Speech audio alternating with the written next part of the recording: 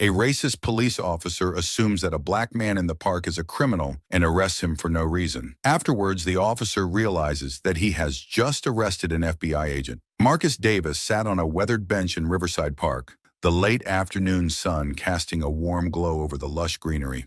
He turned a page in the book he was reading, momentarily losing himself in the quiet rustle of leaves and the distant laughter of children playing. The park was one of his favorite places, a small sanctuary in a bustling city where he could clear his mind and escape the demands of his job. Today, though, his thoughts were interrupted. Across the park, Officer Brian Harkins patrolled the area, his sharp eyes scanning the surroundings. He had walked this beat for over 2 decades, and in his mind, he knew this city better than anyone. When he noticed Marcus sitting alone on the bench, something in his gut stirred, a feeling he had learned to trust over the years. A black man, sitting alone, too calm, too composed. Suspicion prickled at the edges of his thoughts. Never seen him around here before, Brian muttered under his breath. He stopped walking and watched Marcus for a moment, trying to place the feeling. There had been reports of a suspect fitting a general description that matched Marcus, a vague, flimsy lead. But it was enough for Brian. Marcus felt the weight of someone's gaze and looked up from his book. He noticed Brian standing a distance away, staring at him with a look that was all too familiar. Marcus had been in situations like this before. He could read the officer's expression easily, prejudice masquerading as concern, a suspicion that had no basis other than the color of his skin. But Marcus didn't flinch. Instead, he closed his book slowly, marking the page with a finger, and met Brian's gaze. Brian's grip on his baton tightened. He saw the way Marcus looked at him, steady, unafraid. It unnerved him. "Let's see what this guy's up to," Brian muttered as he started walking towards Marcus, his posture stiffening with each step. He didn't like how Marcus was looking at him, didn't like the calmness, the lack of fear.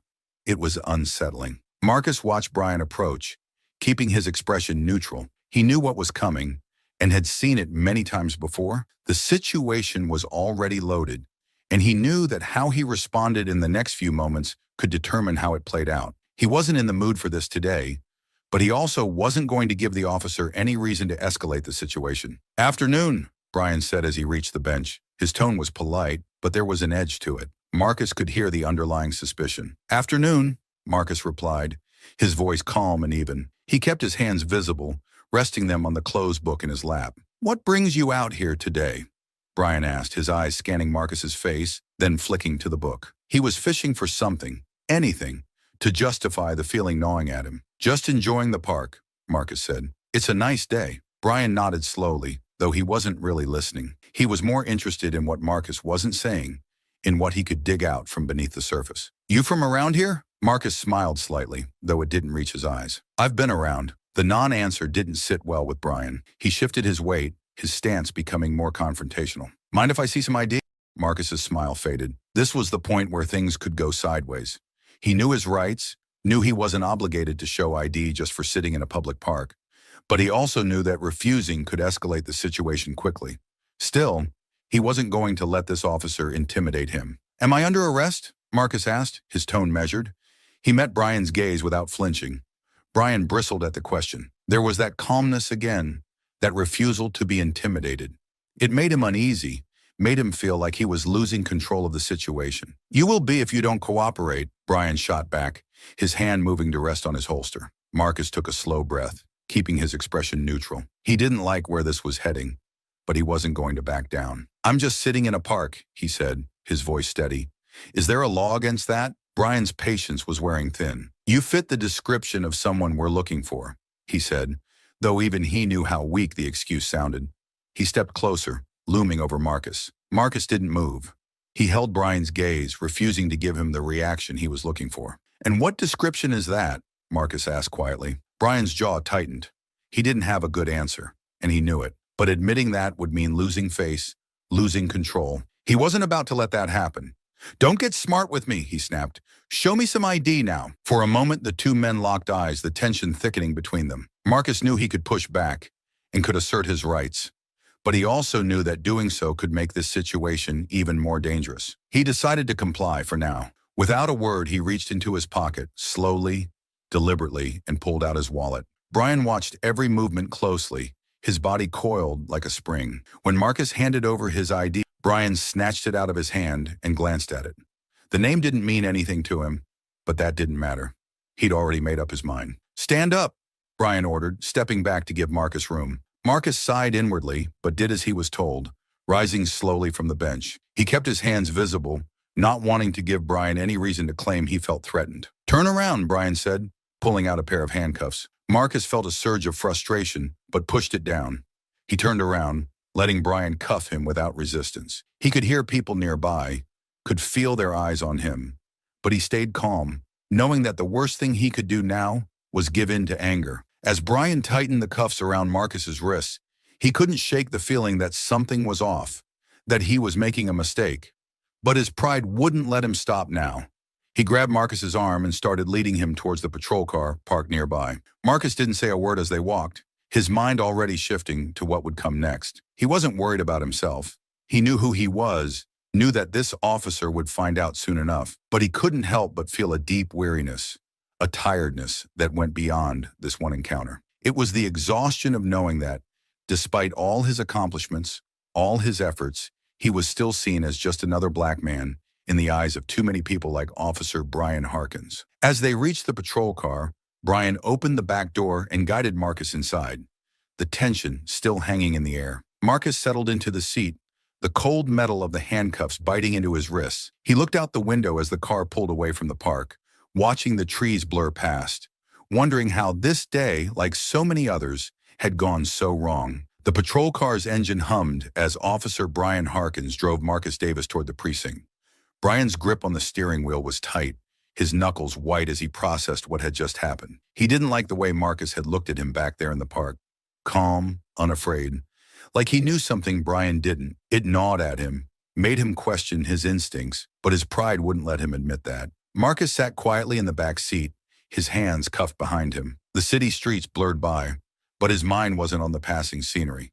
Instead, he was focused on what would happen next. He knew the system, knew how quickly things could escalate if he wasn't careful, but he also knew his own power, the authority that came with his position, an authority that Officer Harkins had no idea about. As they neared the precinct, Brian glanced at Marcus in the rearview mirror. "What were you really doing in that park?"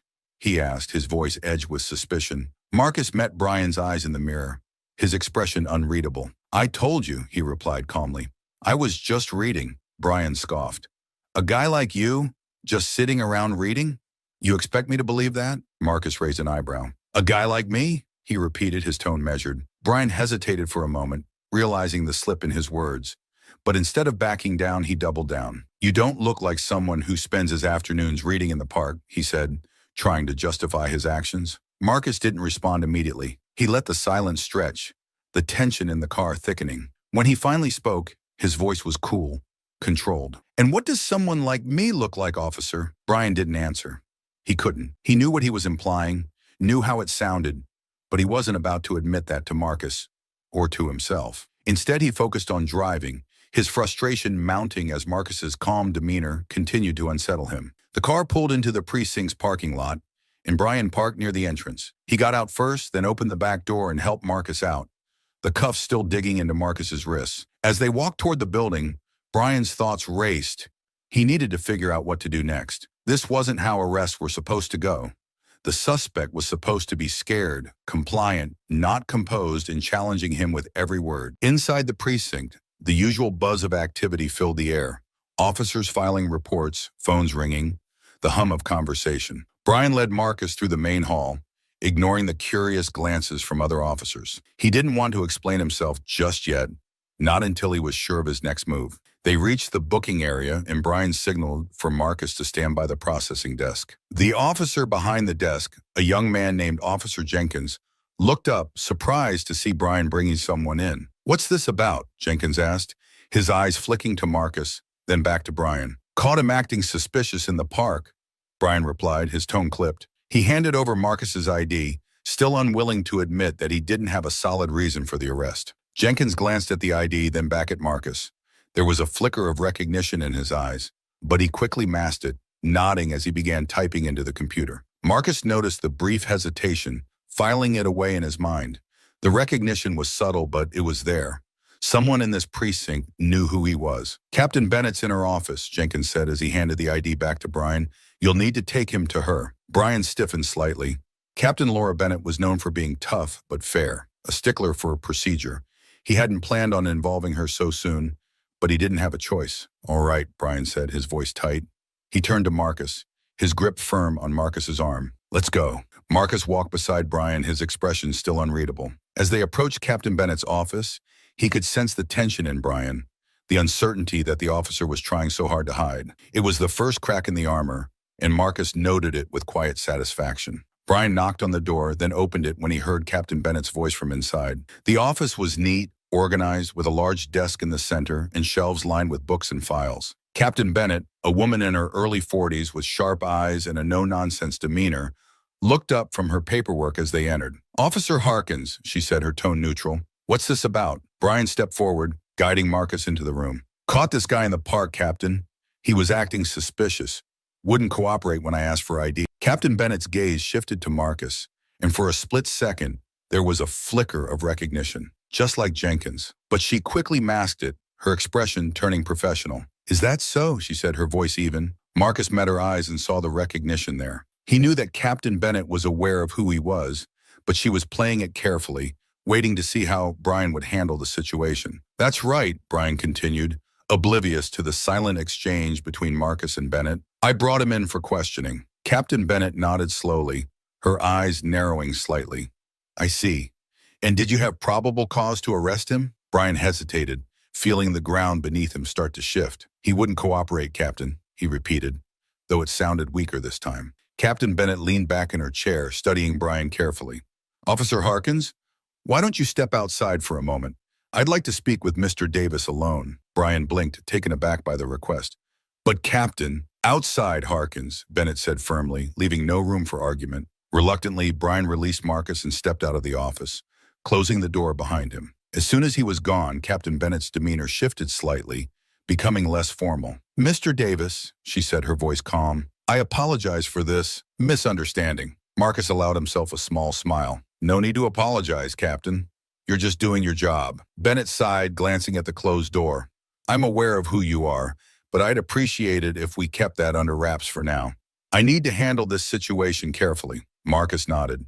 Of course, I'm not here to cause trouble, Captain. I just want to make sure things are handled properly. They will be, Bennett assured him. I'll speak with Officer Harkins and deal with this appropriately, but I have to ask, why didn't you just tell him who you are? Marcus's smile faded, replaced by a more serious expression. Because it shouldn't matter, Captain. My identity shouldn't be the reason he decides to treat me with respect. Captain Bennett considered his words, then nodded in understanding. You're right.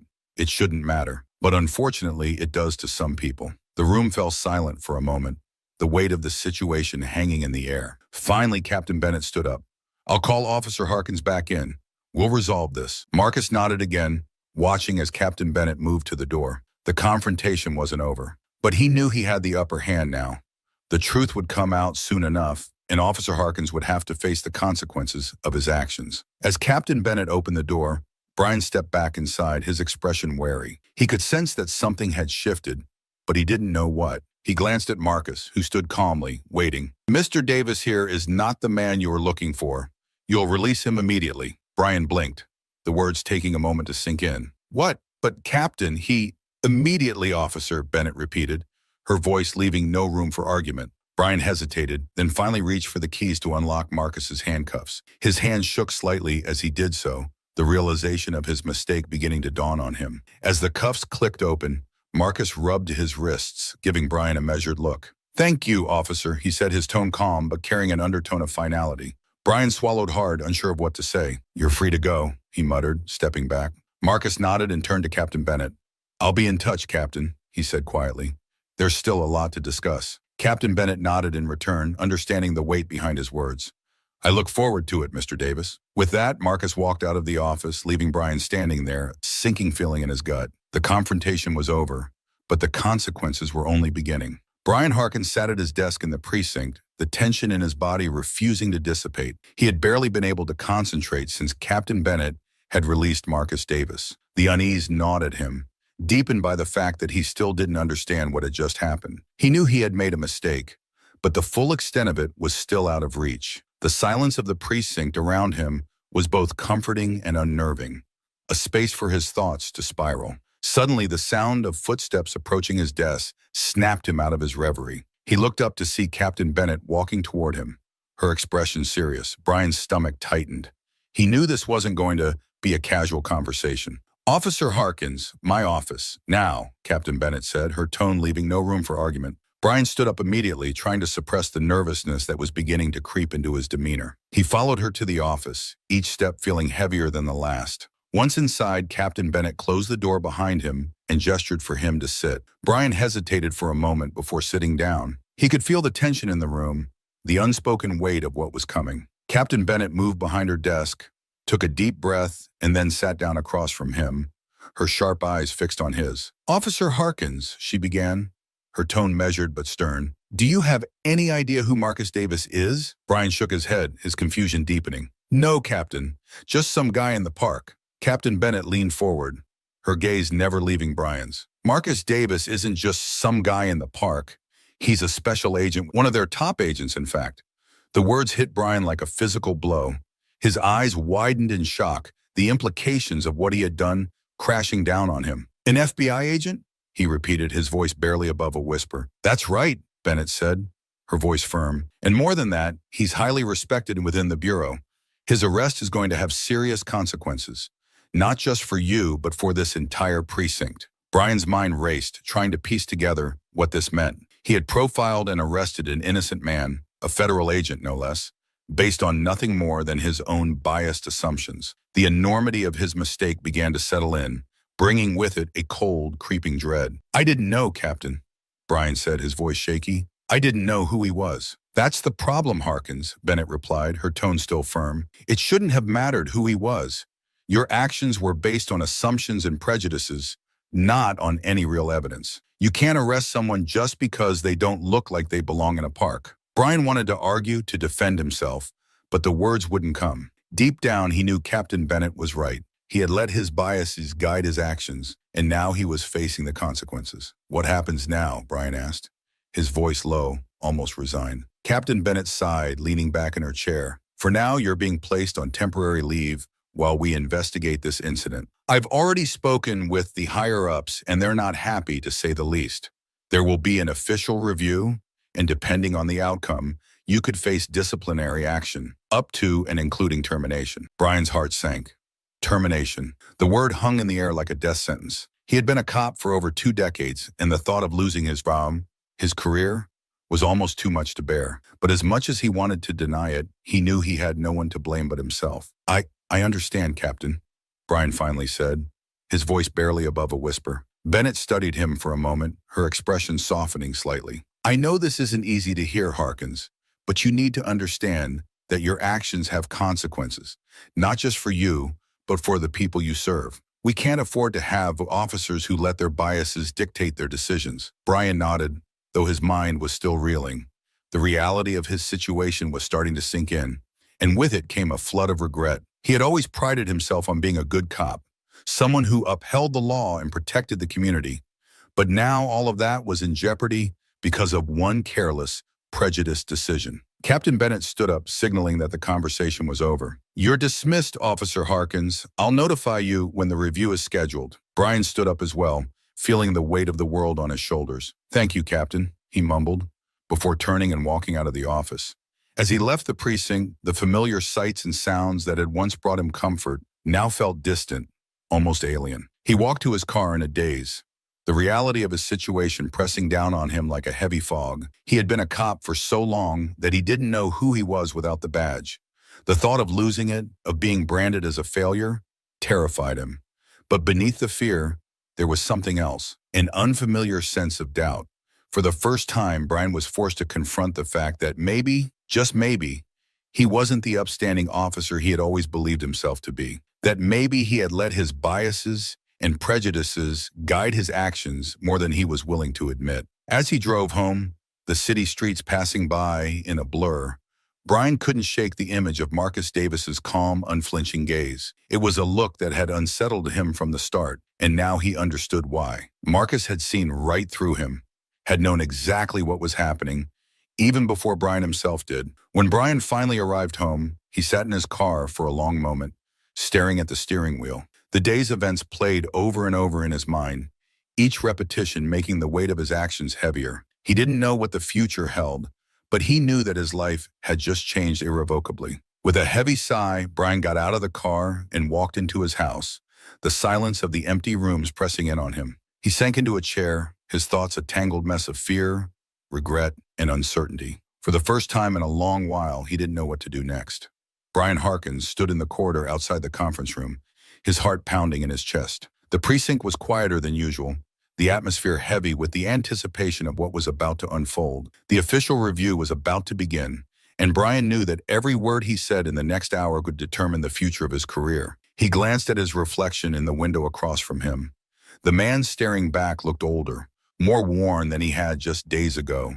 There was a stiffness in his posture, a tightness around his eyes that hadn't been there before. He straightened his uniform, took a deep breath, and forced himself to focus. This was his chance to explain, to justify his actions, though deep down he wasn't sure how to do that anymore. The door to the conference room opened, and Captain Bennett appeared, her expression unreadable. "We're ready for you, Officer Harkins," she said, her voice steady. Brian nodded, swallowing hard as he followed her into the room. Inside, the atmosphere was tense. The long table was lined with stern-faced officials, representatives from the precinct's Internal Affairs Division, a couple of high-ranking officers, and at the far end, a man in a suit whom Brian instantly recognized as Marcus Davis. Marcus's presence was like a punch to the gut. Brian had hoped that he wouldn't be there, that he wouldn't have to face him again. But there he was, sitting calmly, his eyes focused on Brian as if studying him. The look in those eyes was the same as before, calm, unflinching, but with an edge of quiet authority that made Brian feel small. Captain Bennett took her seat at the head of the table, motioning for Brian to sit in the chair opposite her. When he did so, trying to ignore the way his palms were sweating. The room was silent, the weight of judgment heavy in the air. "Officer Harkins," Bennett began, her tone formal, "this review is to determine the appropriateness of your actions during the arrest of Mr. Marcus Davis.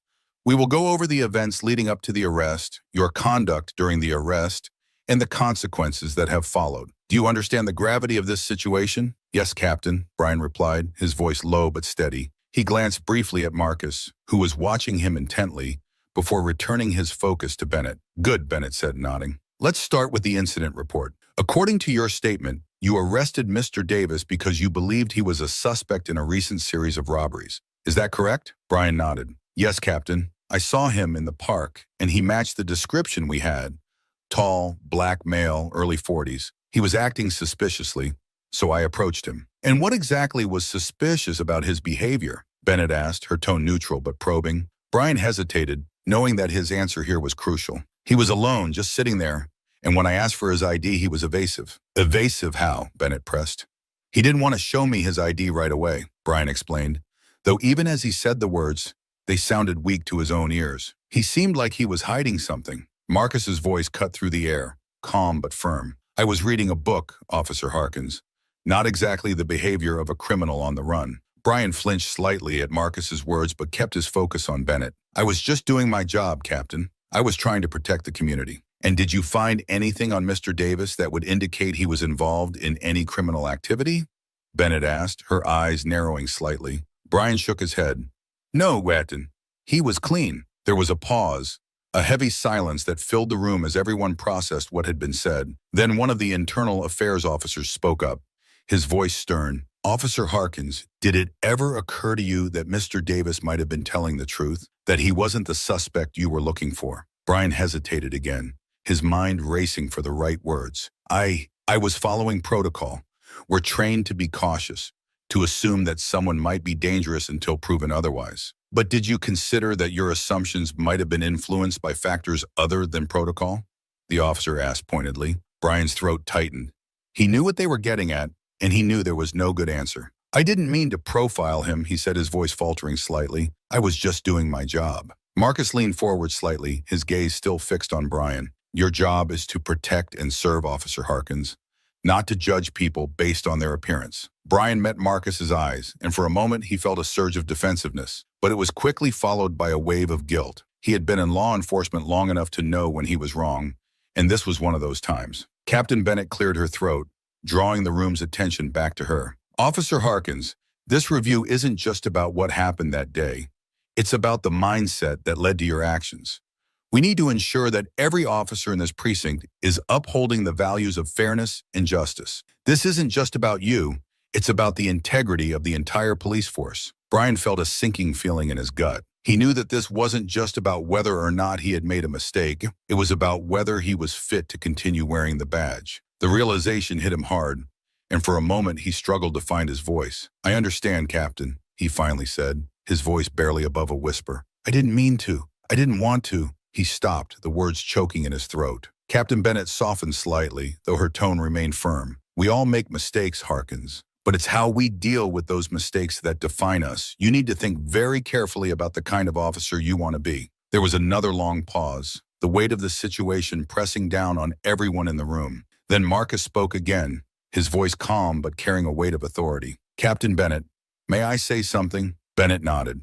"Of course, Mr. Davis." Marcus stood up, his presence commanding the attention of the room. He looked directly at Brian, his expression serious but not unkind. "I understand that being a police officer is a difficult job. You are under constant pressure, and sometimes that pressure can lead to bad decisions. But we can't allow those bad decisions to go unchecked. This isn't just about holding Officer Harkins accountable. It's about ensuring that something like this doesn't happen again." Brian listened, his heart heavy. He knew Marcus was right, but the truth of it was hard to swallow. He had spent his entire career believing he was doing the right thing. But now he was faced with the reality that his actions had caused harm, that his biases had blinded him to the truth. Marcus continued, his voice steady. "I'm not here to ruin anyone's career, but I am here to make sure that the next time an officer encounters someone like me, they think twice before making assumptions. This is an opportunity for change, and I hope that this precinct will take it seriously." Captain Bennett nodded, her expression thoughtful. "Thank you, Mr. Davis. Your words are noted." Marcus sat down again, his gaze still on Brian. There was no malice in his eyes, but there was a firmness, a resolve that made it clear he wouldn't tolerate any further injustice. Captain Bennett looked at Brian, her tone softer but still authoritative. "Officer Harkins, you'll remain on temporary leave while we continue this review. I suggest you take this time to reflect on what's been said here today. We'll reconvene in a few days to discuss the next steps." Brian nodded numbly, the weight of everything pressing down on him. "Yes, Captain," he said quietly. The meeting was adjourned, and as the officials began to file out of the room, Brian remained seated, his mind racing. He had come into this review hoping to defend himself, to justify his actions, but now all he could think about was how wrong he had been. The realization was like a cold, hard truth that he couldn't escape. As the last of the officials left the room, Brian stood up slowly, his movements heavy with the burden of his thoughts. He glanced at Marcus one last time, and for a moment their eyes met. There was no animosity in Marcus's gaze, just a quiet determination, a resolve to see justice done. Brian looked away, unable to hold Marcus's gaze any longer. He knew that he had a lot to think about, a lot to come to terms with. And as he walked out of the conference room, the weight of his actions and their consequences hung over him like a dark cloud. Captain Laura Bennett sat in her office, staring at the stack of reports on her desk.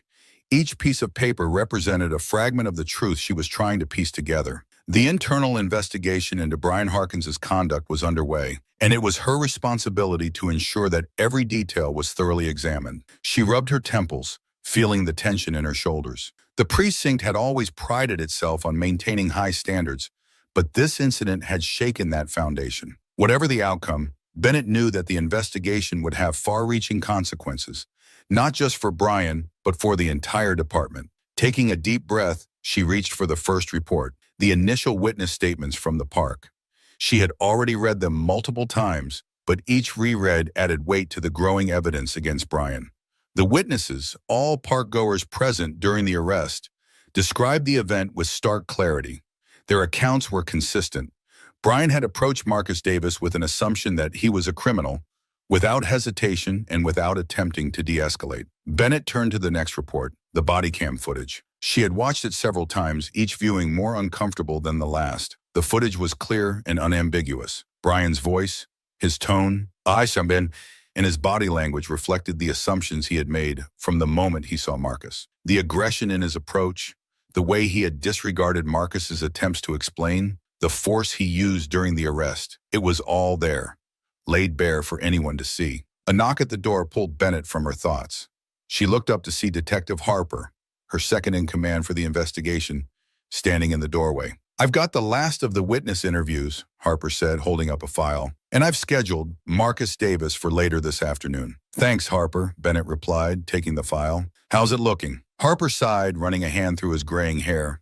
"Not good, Captain. Most of the witnesses are pretty clear about what they saw. And from what I can tell, the body cam footage backs them up." Bennett nodded grimly.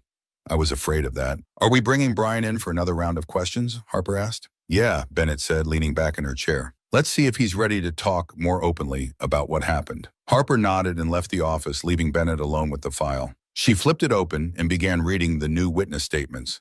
They were consistent with the others. Brian had acted aggressively from the start, and it was clear that Marcus had been trying to defuse the situation. But Brian hadn't listened. As Bennett finished reading, she felt a deep sense of unease. She had known Brian for years. He had always been a solid officer, but this incident had exposed a side of him that Bennett had never seen before. The hours passed slowly as Bennett continued to review the evidence. Finally, there was another knock at her door, and Harper entered, followed by Brian. "Come in, Harkins," Bennett said, keeping her voice neutral. Brian looked exhausted, his eyes dark with sleeplessness. He sat down across from Bennett, glancing nervously at Harper, who took a seat beside him. "We're going to go over the events of that day again," Bennett said, leaning forward slightly. "I need you to be completely honest with us, Brian. This is your chance to explain your side of the story." Brian nodded, but his expression was tight. "I understand, Captain." Bennett glanced at Harper, who started the questioning. "Brian, walk us through what was going through your mind when you first saw Marcus Davis in the park." Brian hesitated, his eyes shifting as he searched for the right words. I saw a man who fit the description of the suspect we were looking for. It was a high-pressure situation, and I had to make a quick decision." "And what made you so sure he was the suspect?" Harper pressed. "He matched the description," Brian repeated, his voice more defensive now. "We were looking for a black male around his height and build.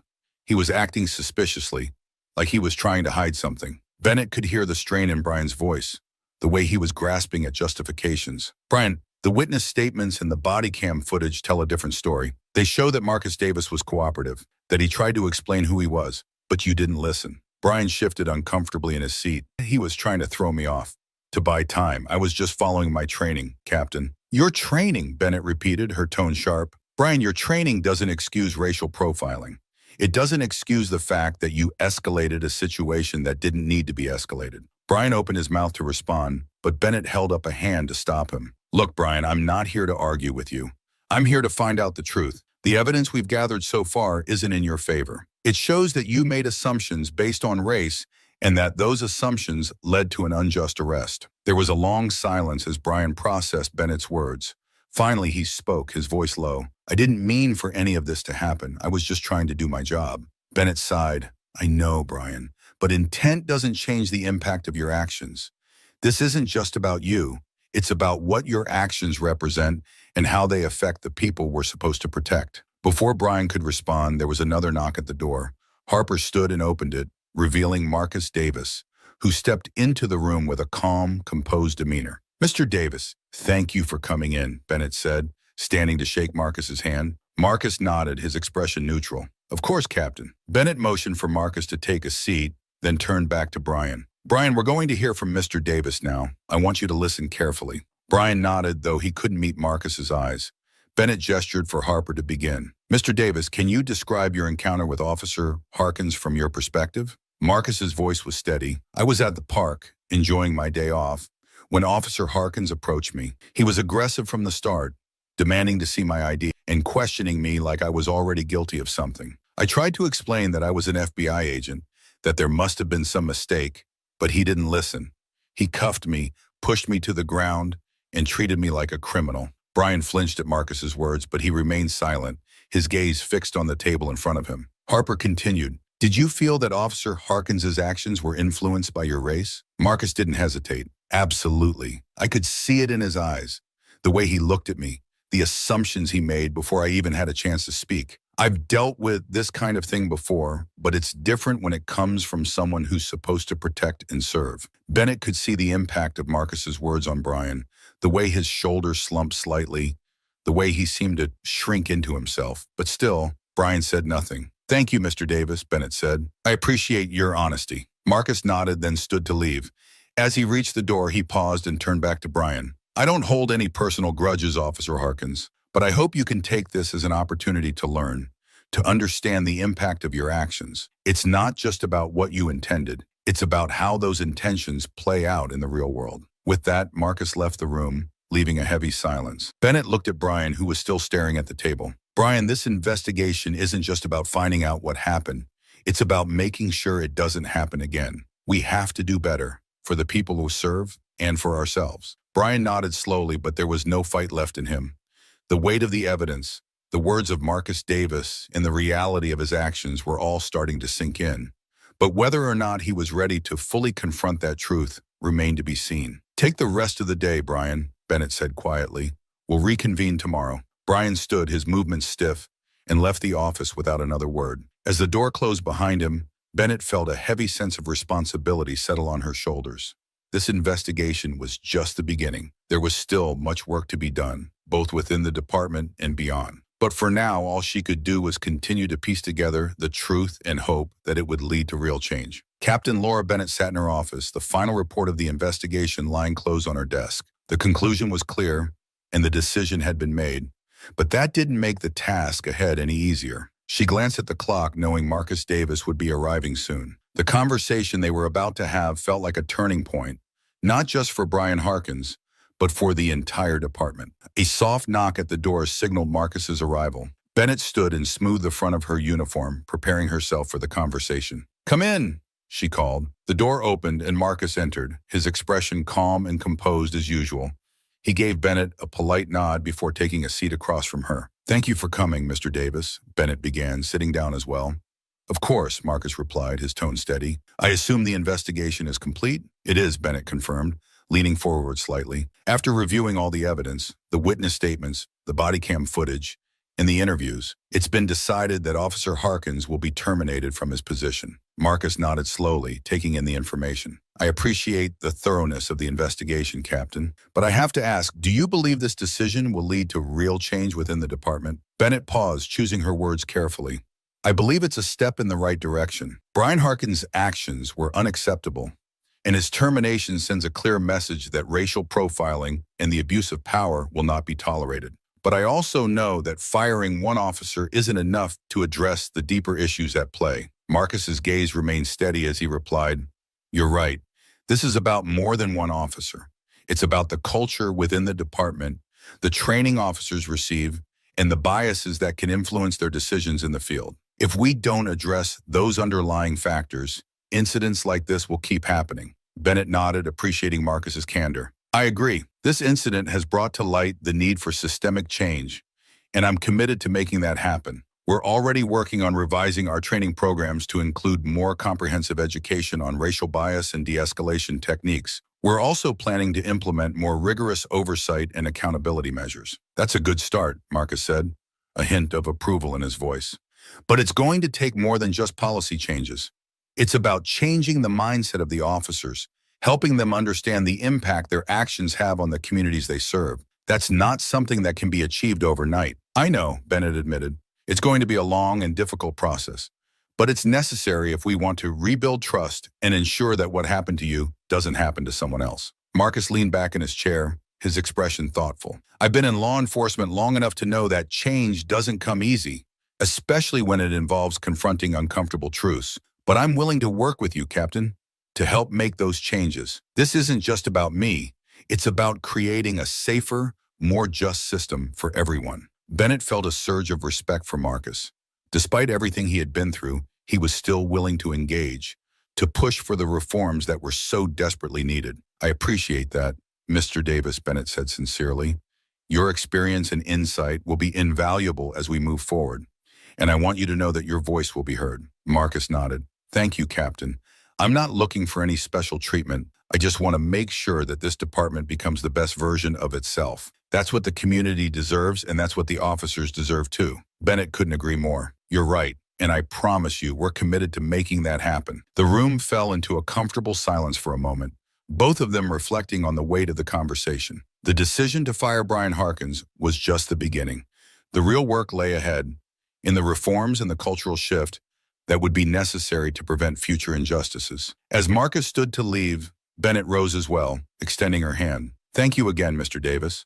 I look forward to working with you." Marcus shook her hand firmly. "Likewise, Captain. Let's make sure this is a turning point, not just a momentary reaction." With that, Marcus left the office, leaving Bennett alone with her thoughts. She glanced at the closed investigation report on her desk one last time before turning her attention to the future. The decision had been made, but now it was up to her and the department to ensure that it led to real and lasting change. She knew the road ahead would be difficult, filled with resistance and challenges, but Bennett was ready. This was about more than just one officer, more than just one incident. It was about doing what was right, no matter how hard that might be. With renewed determination, Bennett reached for her phone and began making the calls that would set the reforms in motion. The department needed to evolve, and she would do everything in her power to make sure it did. The morning was overcast as Marcus Davis walked up the steps of the precinct. The air felt heavy, like the city itself was holding its breath, waiting to see what would happen next. Inside, the atmosphere was tense but charged with a sense of anticipation. The changes Captain Bennett had promised were starting to take shape, but there was still a long road ahead. As Marcus entered the building, he noticed the subtle shifts in the environment. A new bulletin board near the entrance displayed information about upcoming workshops on racial bias and de-escalation techniques. Officers moved through the halls with a different energy, their conversations quieter, more serious. The events of the past few weeks had left an indelible mark on everyone. Marcus made his way to Captain Bennett's office, nodding politely to the officers he passed. Some returned the gesture with respect, while others avoided his gaze, still grappling with the fallout of what had happened. When he reached Bennett's office, he found the door slightly ajar.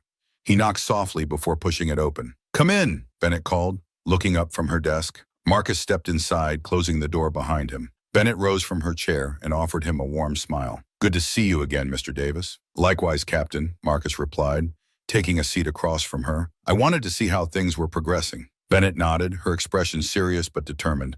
"We're making headway. The new training programs are being rolled out, and we're implementing stricter oversight to ensure accountability. It's a start, but there's still a lot of work to be done." Marcus appreciated her honesty.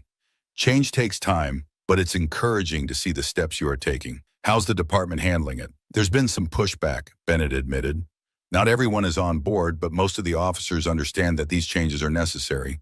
We've had a few difficult conversations, but I'm hopeful that we're moving in the right direction." Marcus leaned forward slightly, his gaze intent. "That's good to hear. It's important to keep the momentum going, to make sure these changes are more than just a response to one incident." "Agreed," Bennett said. "This is about building a new foundation for how we operate, one that's rooted in fairness and respect for everyone we serve." As they spoke, the door to the office opened again, and Brian Harkins stepped inside. His face was drawn, his eyes shadowed with exhaustion. He was dressed in plain clothes, a cardboard box in his hands. It was clear he was here to collect the last of his belongings. "Captain," Brian greeted Bennett stiffly, avoiding eye contact with Marcus. "Brian," Bennett replied, her tone neutral. For a moment, the room was silent, the air thick with unresolved tension. Brian finally turned to Marcus, his expression tight. "Mr. Davis, I just wanted to say, I didn't mean for things to turn out like this." Marcus met his gaze calmly. "It's not about what you meant, Officer Harkins. It's about what you did and the impact it had. Intentions don't excuse actions." Brian flinched at the bluntness of Marcus's words, but he nodded, accepting the truth. "I know, I don't know how to fix this." "You can start by acknowledging the problem," Marcus said evenly. "We all have biases, but it's how we deal with them that matters. You have the opportunity to learn from this, to become a better person because of it." Brian's shoulders slumped slightly, the weight of the situation pressing down on him. He turned back to Bennett, his voice barely above a whisper. "I suppose this is it then." Bennett nodded, her expression softening. "It doesn't have to be the end, Brian. You can still choose to grow from this, to make changes in your life. But that's up to you." Brian stood there for a moment, as if considering her words, before giving a brief nod. "I'll think about it." He paused.